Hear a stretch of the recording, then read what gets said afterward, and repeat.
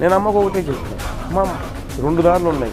ఒక దారి అయితే మాట తప్పమంటున్నారు, పదవులు ఇస్తామంటున్నారు. రెండో దారి పోతే మాట మీద నిలబడతాం, పదవులు రావు, బహుశా ఇబ్బందులు కూడా పెడతాం. బట్ మాట మీద అయితే నిలబడతాం.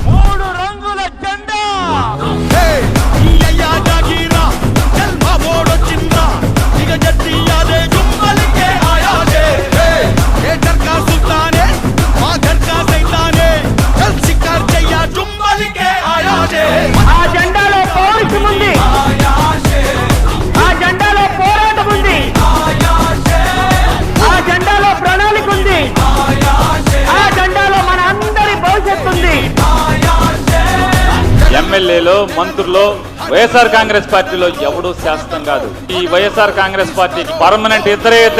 ఒకడు జెండా మోసే కార్యకర్త, 2 జగన్మోహన్ రెడ్డి చెప్తే మిగతా అందరూ కూడా వచ్చేవాడు వెళ్ళేవాడు చెప్తే మీరిద్దరు మాత్రమే. జగన్మోహన్ రెడ్డి గారి పార్టీని అంత తేలిగ్గా తీసేయడానికైతే వీలు లేదు. కోసుకుంటే జగన్, కోసుకుంటే చంద్రబాబుతో కంపేర్ చేస్తే కోసుకుంటే జగన్ అనే వ్యక్తులే ఎక్కువ. గత 25-30 సంవత్సరాల్లో ఇప్పటి వరకు ఏ పార్టీతోనూ పొత్తు పెట్టుకొని ఏకైక పొలిటికల్ ఎంటిటీ ఎగ్జిస్టెన్స్ పార్టీ ఏదైనా ఉంది అంటే అది ఒక్క వైఎస్ఆర్సీపీ మాత్రం. ఈ రాజకీయాలలో ఎప్పటికీ కూడా విలువలు, విశ్వసనీయత ఇవి మాత్రం ఎక్కడా ఎప్పుడూ తగ్గలేదు.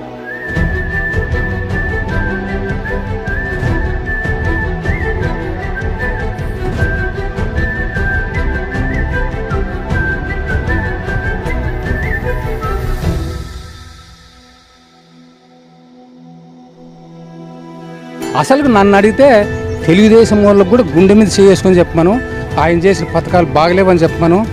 ఖచ్చితంగా వాళ్ళ మనసులో కూడా ఆయన మీద అభిమానం ఉంటుంది. కాకపోతే ఏదో మేము పరిపాలన చేయాలా, మేము మండలంలో పోయి కూర్చోవాలా, అవతల రానియకూడదు, అది తప్పితే 2.5 అర్థం వాళ్ళకు.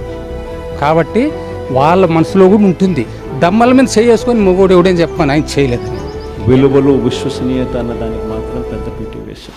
వైఎస్ఆర్ కాంగ్రెస్ పార్టీ బ్రతుకుతుంది. వైఎస్ఆర్ కాంగ్రెస్ పార్టీ ఈ రాష్ట్రాన్ని ఏలుతుంది అని కూడా సందర్భంగా చెప్తాను.